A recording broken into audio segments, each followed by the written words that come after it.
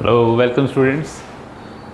कल हमने प्रोजेक्टाइल में हॉरिजॉन्टल प्रोजेक्टाइल पढ़ा था, जहाँ बॉडी को आप हॉरिजॉन्टली प्रोजेक्ट करते हैं तो टाइम के साथ कितना एक्स होगा, कितना वाई हुआ, कितनी velocity horizontal as well as vertical and resultant velocity क्या होगी। आज हम अगला केस डिस्कस करते हैं। जब आप किसी बॉडी को एक एंगल पे फायर करते हैं, अगर आप एक हाइट से किसी बॉडी को एक एंगल पे फायर कर रहे हैं, velocity u at an angle theta, in that case इसकी वेलोसिटी का हॉरिजॉन्टल कंपोनेंट क्या हो जाएगा, थीटा के साथ वाला कंपोनेंट क्या हो जाएगा, this will be u cos theta. ये कौन सा हो जाएगा, u sin थीटा। करेक्ट।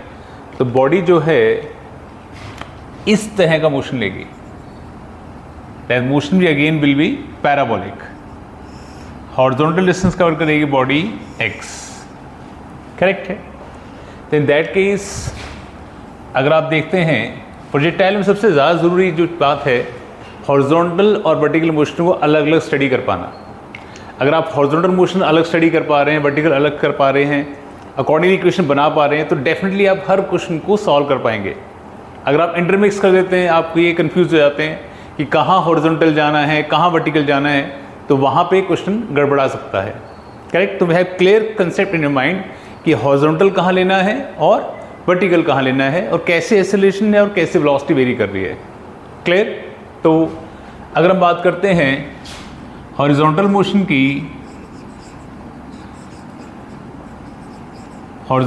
की, तो आपने जो वेलोसिटी इम्पार्ट की है हॉरिजॉन्टली वो u cos थीटा है। करेक्ट। और हमें जानते हैं कि acceleration along horizontal is always zero. Horizontal में मैंने लास्ट लेक्चर में समझाया था आपको कि कोई बॉडी आपको अपनी तरफ खींच नहीं हॉरिजॉन्टली, ना ही पीछे से कोई पुश कर रही है, तो हॉरिजॉन्टल में कोई एक्सेलरेशन ना होने की वजह से हॉरिजॉन्टल वेलोसिटी हमेशा कांस्टेंट रहेगी, इन्हें ना ही कभी बढ़ेगी और ना ही कभी घटेगी। करेक्ट है। तो टी टाइम बाद अगर बॉडी यहाँ पहुँचती है समवेयर हेयर, तो हॉरिजॉन्टल कंपोनेंट हमेशा की तरह u cos थीटा ही रहेगा। करेक्ट। इन दैट केस ये कंपोनेंट हमेशा u cos थीटा ही रहेगा। और डिस्टेंस कवर्ड, अब बेसिक इक्वेशन तो आप जानते हैं, s equals to ut plus half T square. Correct. Distance covered is x, we have taken as x, horizontal x and vertical y। तो x इक्वल्स टू क्या आ जाएगा हमारे पास, u cos theta t, because acceleration zero है तो factor भी वो वहाँ से हट जाएगा। करेक्ट है। अगर बात करते हैं हम वर्टिकल मोशन की, अगर वर्टिकल मोशन की बात करते हैं तो आपने बॉडी को इनिशियली ऊपर वेलोसिटी दी है। अगर आप इस डायरेक्शन को पॉजिटिव लेके चल रहे हैं, अगर आप इस डायरेक्शन को वर्टिकली डाउनवर्ड को पॉजिटिव लेके चल रहे हैं, तो ग्रेविटी वर्टिकली डाउनवर्ड है, तो आपकी ग्रेविटी भी पॉजिटिव हो जाएगी। बट क्योंकि बॉडी को आपने प्रोजेक्ट किया है अपवर्ड, तो अपवर्ड वेलोसिटी क्या हो जाएगी, नेगेटिव। क्लियर। अगर आप इस डायरेक्शन को पॉजिटिव लेके चल रहे हैं तो y positive, being acceleration vertical downward positive, तो इनिशियल वेलोसिटी बीइंग ऑपोजिट क्या हो जाएगी, नेगेटिव हो जाएगी। करेक्ट है। तो ये हो जाएगी आपकी। अब इन that case initial vertical velocity आपकी हो जाएगी नेगेटिव, बिकॉज ये ऑपोजिटली आपने ली है। तो आपकी इनिशियल वर्टिकल वेलोसिटी हो जाएगी माइनस u sin थीटा। और वर्टिकल में आपके पास एक्सेलरेशन क्या है, प्लस g है। बिकॉज ऑफ दैट आपकी जो इक्वेशन बन जाएगी, vertical velocity after time t क्या हो जाएगी, vy equals to minus u sin theta plus gt। I hope आप क्लियरली समझ गए हैं, क्योंकि आपने इस डायरेक्शन को पॉजिटिव लिया है, तो y positive, ay positive, initial being opposite क्या होगी, ये नेगेटिव।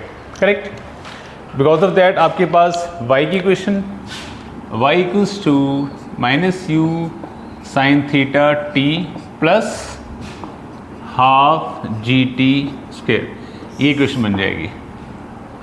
क्लियर है? ये इक्वेशन बना दी आपने यहाँ पे।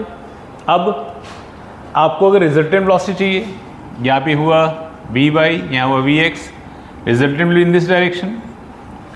ये कंपोनेंट वी एक्स का है, ये कंपोनेंट वी वाई का है, रिजल्टेंट वेलोसिटी इस डायरेक्शन में वी रिजल्टेंट है एट एन एंगल बीटा।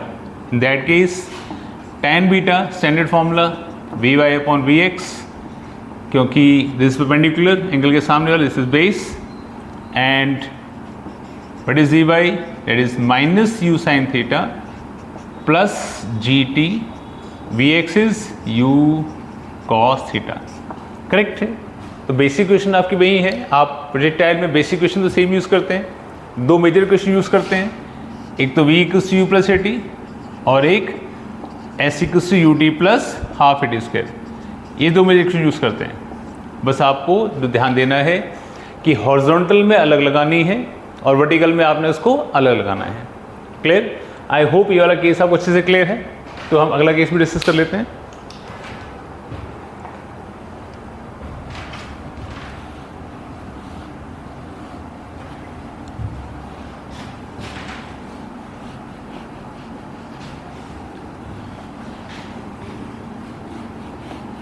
हाँ जी, अगर आपने बॉडी को किसी हाइट से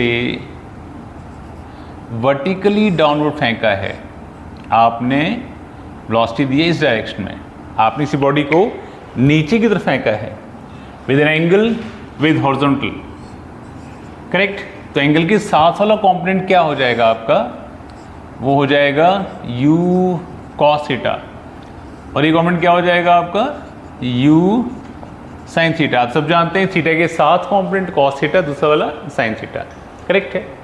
तो अगेन बॉडी का मोशन इस तरह से होगा, बॉडी कहीं यहाँ पहुँचेगी, दिस इज x। तो बात करते हैं अगर हम सपोज हॉरिजॉन्टल मोशन की, अगर आप हॉरिजॉन्टल मोशन की बात करते हैं तो आगे पास इनिशियल हॉरिजॉन्टल वेलोसिटी है u cos theta.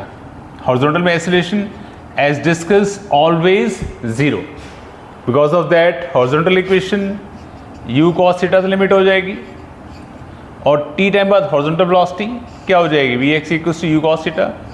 Since there is no acceleration, तो हॉरिजॉन्टल वेलोसिटी हमेशा, या वेलोसिटी का हॉरिजॉन्टल कंपोनेंट हर जगह इक्वल होगा, because there is no acceleration. We discuss again and again. तो ये कंपोनेंट हो जाएगा आपके पास vx equals to u cos theta. Correct? अब आपने अगर सपोज इस डायरेक्शन को पॉजिटिव लिया है, अगर आपने इस डायरेक्शन को पॉजिटिव लिया है, दिस वन प्लस वाई, तो आपकी ग्रेविटी भी क्या हो जाएगी? पॉजिटिव। इनिशियल वेलोसिटी भी क्या हो जाएगी? Positive.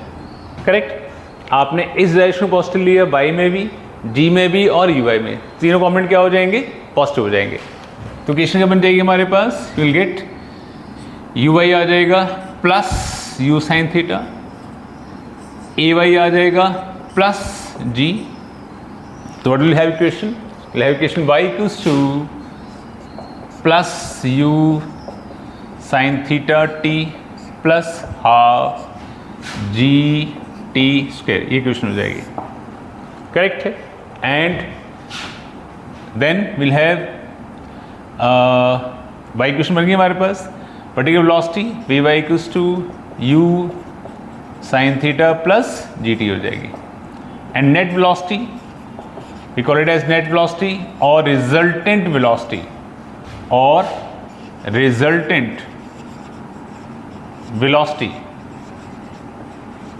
After time t will get v resultant equals to root of horizontal component and vertical component.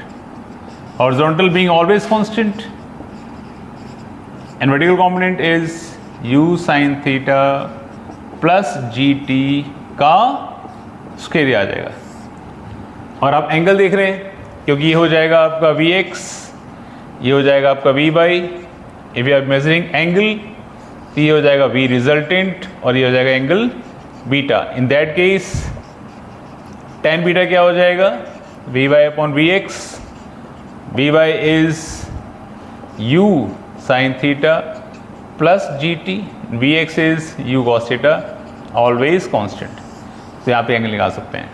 Clear? तो हमने आज दो केस डिस्कस किए। एक केस में आपने बॉडी को ऊपर फेंका था, अगेन कॉम्प्लेक्स बना के हॉरिजॉन्टल अलग वर्टिकल अलग।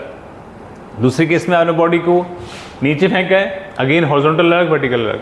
यही दो मेजर आपको केस याद रखने हैं कि हॉरिजॉन्टल मोशन की इक्वेशंस अलग बनानी है, वर्टिकल मोशन की इक्वेशन अलग बनानी है। करेक्ट? अगर आप हॉरिजॉन्टल वर्टिकल मोशन को अलग अलग देख पाते हैं तो आप प्रोजेक्टाइल मोशन का हर क्वेश्चन बहुत ईजिली सॉल्व कर पाएंगे। क्लियर? तो नेक्स्ट वीडियो में आपको ऑब्लिक प्रोजेक्टाइल समझाऊंगा। क्लियर? आज के इतना ही। Thank you so much.